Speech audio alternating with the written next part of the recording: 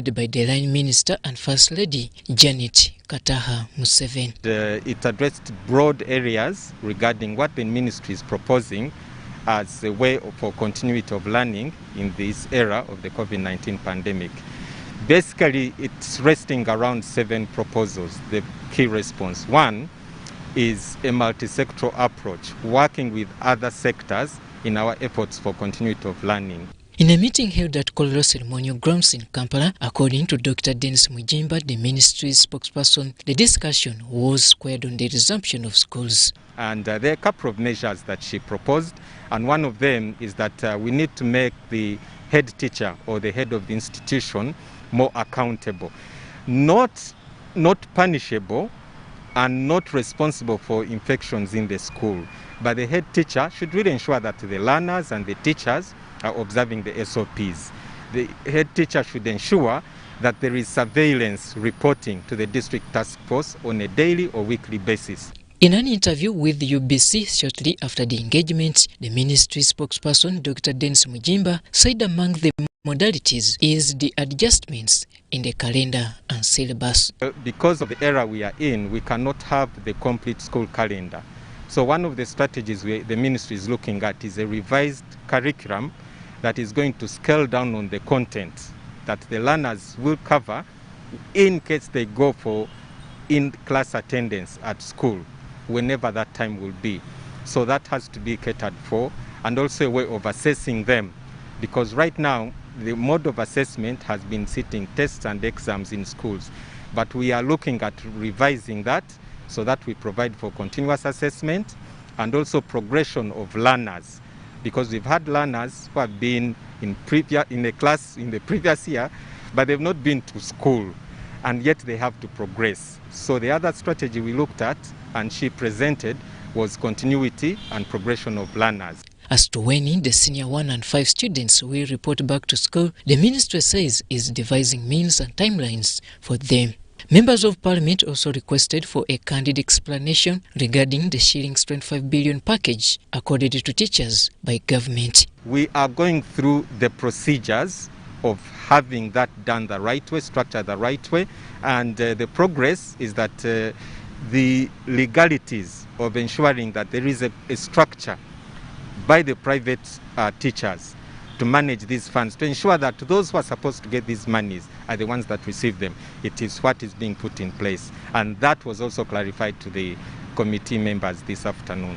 Teacher training institutes are among those schools government is willing to resume concurrently with other classes. Robert Onyango, UBC News. President Yoweri Museveni warned security forces on the use of excessive force while dealing with members of the public, and as well discouraged torture of suspects as a way of gathering information. Fred Egesa, a security expert, believes that lack of discipline, command and control is the virus disorganizing security operations, especially within the Uganda Police Force.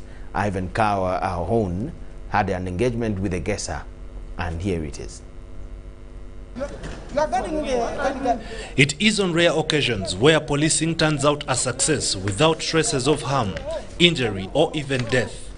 This has over time raised public outcry on how law enforcement is handled, henceforth painting the security image black.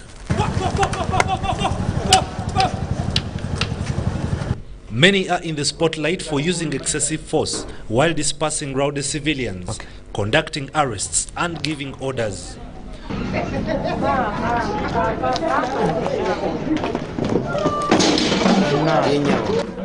Police officers are captured in videos clobbering unarmed civilians, but move away scot-free.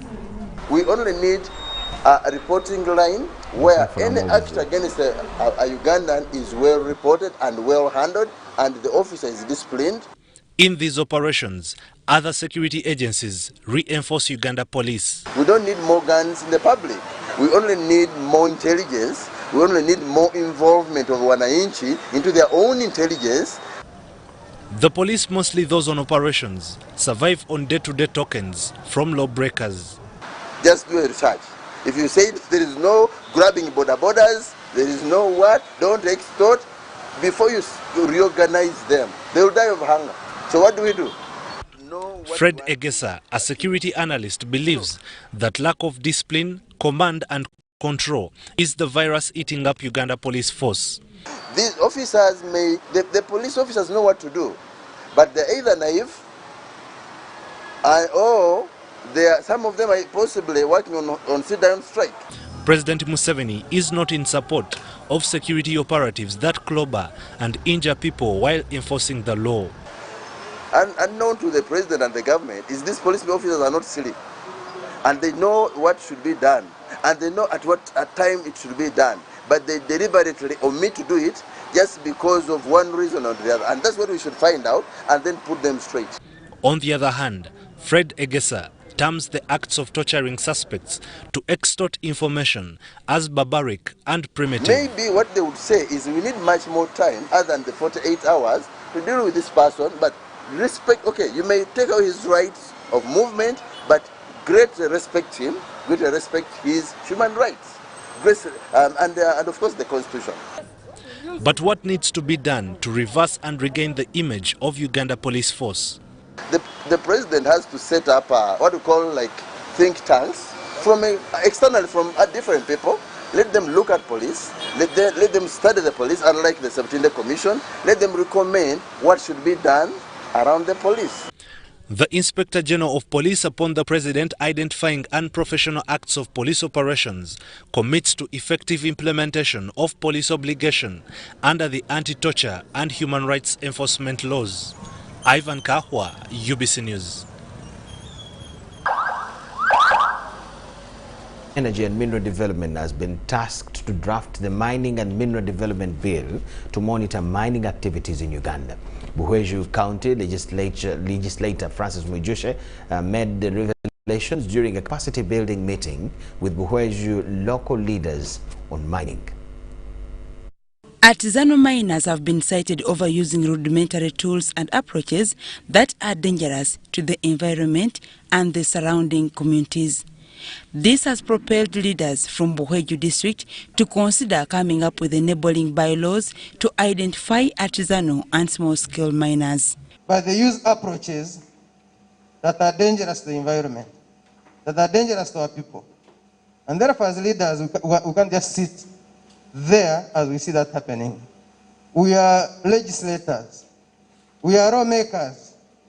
And therefore, you know that currently, we are involved in coming up with enabling laws to recognize artisanal miners. Francis Mwijushe thanked authorities for suspending the Mineral Protection Police Unit, which was a disaster in Buhweju. He also cited a challenge of foreign companies gaining at the expense of the local people. That with the new administration in and command in the Mineral Protection Unit, we shall have an end to illegal evictions. We shall have an end to these extortions, where these officers were extorting money from our people.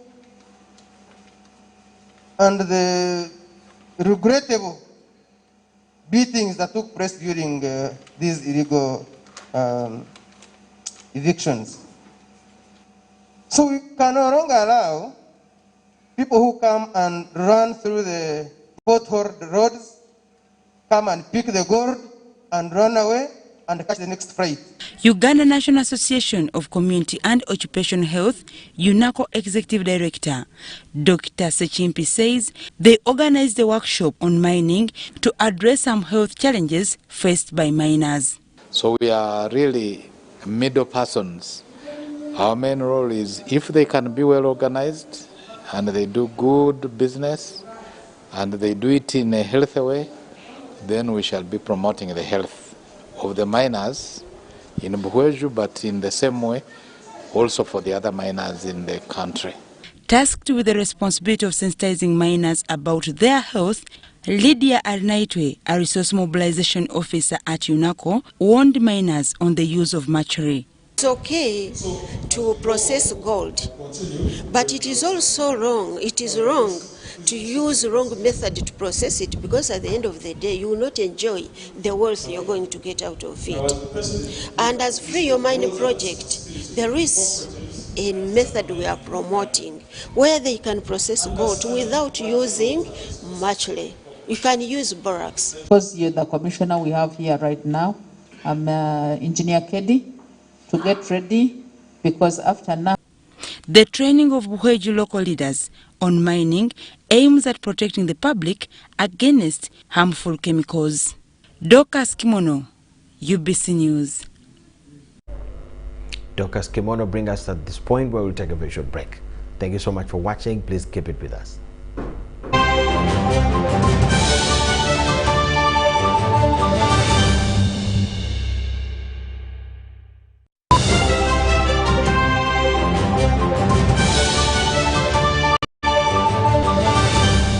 Today in history.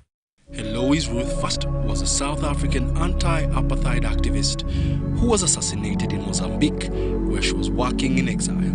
A member of the South African Communist Party, Ruth was brutally killed by a letter bomb in Maputo, Mozambique. At the time of her death, First, she was a lecturer at the Eduardo Mondlane University. Her funeral in Maputo was attended by presidents, members of parliament, and envoys from 34 countries.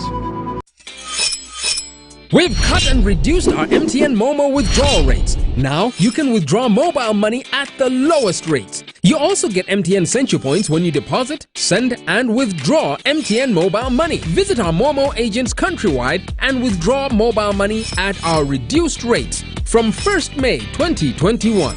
Everywhere you go, MTN.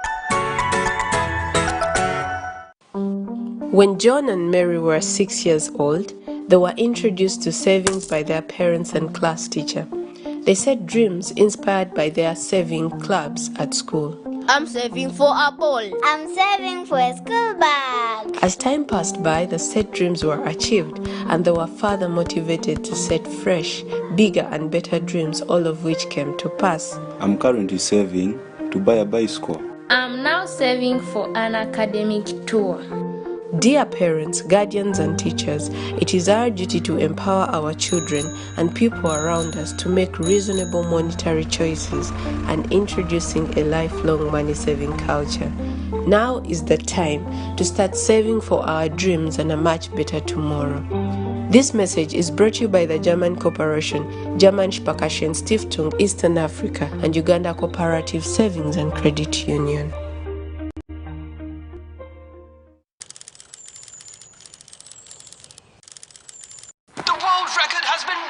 By almost exactly 2 seconds, he's Joshua Cheptegei of Uganda. This is superb running. I've shared my story with the world, with you, but you've only seen the half of it. Because to truly know and appreciate my story, you will have to see it for yourself. My home, my Uganda. From the breathtaking waterfalls of the Nile to every beautiful sunrise and sunset. From the amazing blankets of green to the priceless treasures that lie within. Along the way, I have met some unusual friends. The world-famous silverbacks.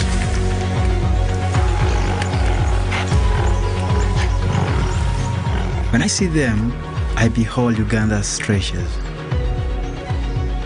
So yes, you see me and celebrate Uganda. I assure you, there is a lot more in store.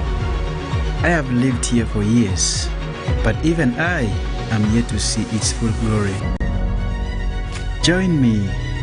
Let's take on the Pearl of Africa together. Airtel Uganda has the best and most affordable rates when it comes to withdrawing and sending money. Withdraw money for as low as 330 shillings up to a maximum of 12,500 shillings. Sending money is just as affordable as ever. Absolutely unbeatable. Use Airtel Money on the most affordable network network with the largest network of Airtel Money branches in Uganda. Dial *185# to get started. Airtel Money. Simple, secure, borderless. It's no secret that ICT makes learning easy.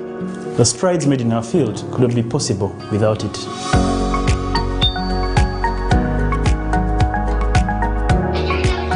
And now we can watch our favorite show. My radio is my best friend. UCC provides an enabling regulatory environment and policy guidance for healthy competition. We also facilitate ease of doing business in the communications sector through licensing, standardization, spectrum management, tariff regulation, rural communication development, and consumer empowerment. An informed consumer is an empowered consumer. UCC supports local content and innovations. Driving the development of a robust communication sector in Uganda is Uganda Communications Commission. Echa COVID-19 chijja kugwa only if we stay at home, observe physical distancing, wear masks properly, sanitize or wash our hands with soap and water regularly, or get vaccinated now.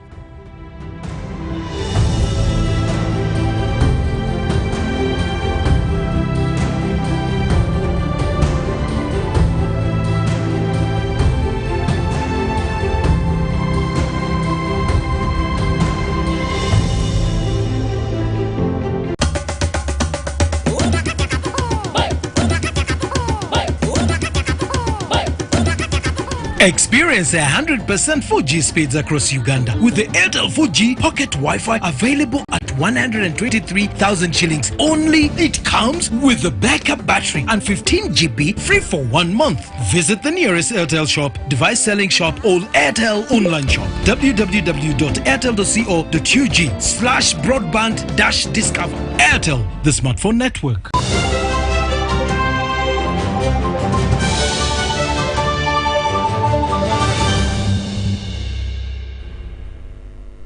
Thank you so much for watching and welcome back from the break. It's UBC News Tonight. We now talk business. Kampala Operational Taxi Stages Association, KOTSA, have critiqued the proposal of introducing buses to replace taxis in Kampala City without conducting consultative meetings. KOTSA leaders made the remarks at a press conference asserting that the proposal is aimed at eliminating taxis from the transport business.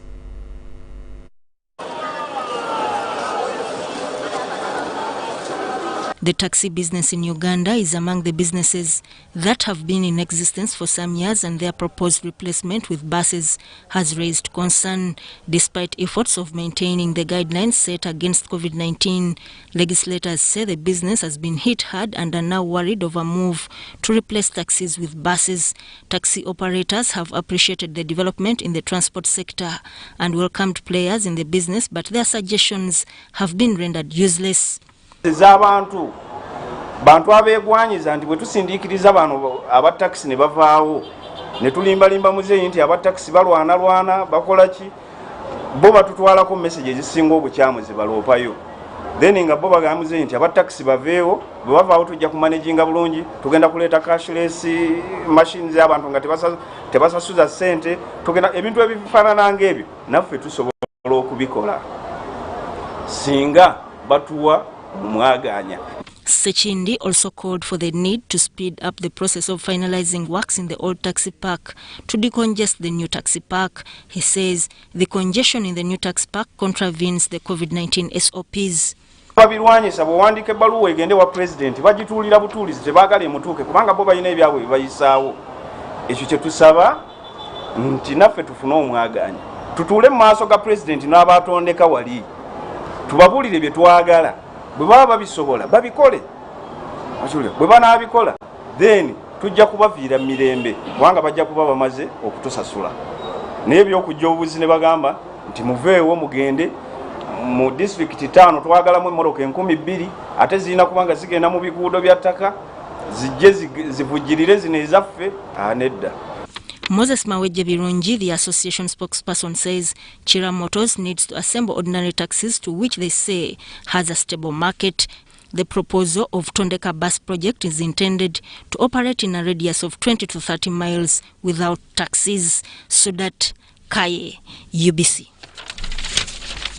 Minister for Agriculture, Animal Industry, Animal Husbandry and Fisheries, Frank Tumwebaze, has attributed the continued abandonment of government-constructed markets by vendors to poor management and market facilities being leased out to people who only care about profit-making than minding about the farmers. The minister wants local government to drop the idea of leasing out food markets to individuals. He was opening a farmers' market in Rubaga Division. Local market vendors and farmers have often complained about the dubious taxes imposed on them by contractors, a fact that prompted the president last year to ask KCCA retain the management of all urban markets. With a huge number of market vendors shunning their operations in government-constructed markets, government is not taking the matter lightly. While launching Golden Meadow Farms Farmers Market in Lubaga, the Minister of Agriculture and Animal Industry, Frank Tumwebaze, castigated the leasing out of farmer markets to contractors who only mind about profits making, leaving farmers deprived of their economic rights. The problem is not the quality, the problem is the mismanagement of those markets. Government has been building markets brand new, Arua, here in Kampala, Fort Poto, Mbale. The problem is the mismanagement, the problem is the local politicization of the management. Why I am happy with this model of Pastor Kayanja, this is purely a farmer's market. I think we learn from this. It's not huge, but it's a small demo. Let the farmers themselves who grow the produce bring it to the market and let them manage the market themselves. Minister Tumwebaze wonders why an agriculture market would be contracted to a person who doesn't know farming. However, he suggested that farmers should be left to manage markets established as farmers' markets. Tumwebaze urged the local governments to stop awarding market tenders to non-vendors. I assure you, we'll come back here with the Minister of Local Government, with KCCA, to learn this model. Yes, to learn this model. Why should people fight over Nakasero market? People are in court, people are in banks. Banks for what? Let these markets be given to the farmers. Let's take them away from the business people. Pastor Robert Kayanja, the proprietor of this farm market, said middlemen have done a lot in frustrating farmers, cheating them and hiking agro-product prices. The money they pay a local farmer, a herdsman, a man who owns cows in cattle corridor or maize, is peanuts. He's the one who cultivates, the one who takes care of the animals, the one who gives it medication, and he pays the herdsman and of course security to keep his animal not to be stolen.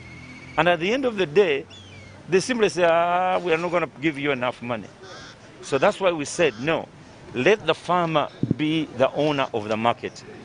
Cut out the middlemen. In another development, Mukwano Group of Companies, MasterCard, and other companies in partnership with the PSFU have signed a memorandum of understanding aimed at empowering youths and boosting agriculture. A budget of 40 billion Ugandan shillings has been put aside to enhance the provision of seedlings. Not meet the demands of our customers.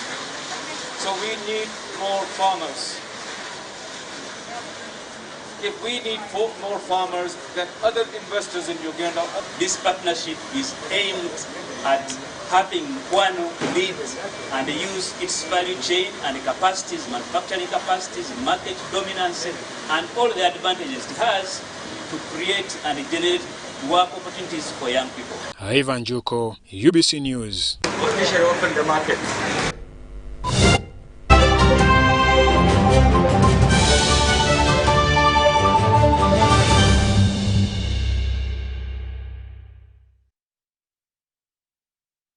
Cameroonian officials say at least 82 former Boko Haram fighters from Nigeria and Chad, along with their families, have surrendered to authorities in the past week. Authorities say they are the latest among hundreds of the militants Islamists who have been defecting since May, when the group's leader was killed. Cameroon plans to deport the former fighters as the influx has overwhelmed rehabilitation centers along the border. Mala Musa Abuja and his deputy, Usman Adamu, aka Abu Dauda. This has in no small measure depleted the Boko Haram terrorist fighting capabilities. The Nigerian military has in recent weeks intensified its operations against Boko Haram and ISWAP terrorists, bombing their hideouts in Sambisa Forest and the Lake Chad Basin area. Security experts say apart from the intensified military operations, the death of the notorious Boko Haram leader Abubakar Shekau and the resulting infighting among the terrorists could also be the reason why more insurgents are turning themselves in. It's significant to note that his demise has left a gap in terms of the leadership of the group. The second thing, which is also very important, is the interdiction military operations that have been ongoing, that have succeeded largely in blocking the supply routes that these groups were using for especially their major essential supplies of fuel, of food, of medicine. So it appears it has put these groups, especially given the fact that it's raining season, in a very difficult circumstances where even to feed and fend for themselves became very difficult. There are expectations that more insurgents are likely to surrender in the coming weeks as the military continues its operations. The Nigerian military recently took delivery of 6 Super Tucano jets and advanced weaponry, which it says will be deployed to combat the terrorists. If we block that ability for them to recruit their membership through the narratives they put out there, the narrative saying government is killing them, government is providing for them, a narrative of fear. Once we block this narrative or reduce the ability for them to exercise that narrative, then we would have succeeded in reducing their ability to recruit. Repentant fighters are usually thoroughly profiled, and those who are cleared undergo a de-radicalization and rehabilitation process before they are finally reintegrated into the larger society. But those who the government feels have a case to answer are normally made to face justice in a court of law. While people are happy that the insurgents are surrendering in their numbers, there are also concerns raised on whether the insurgents are genuinely repentant and ready to work for peace. There have been reports in the past of repentant insurgents making their way back to their groups and leading attacks against communities they had been reintegrated into. Now,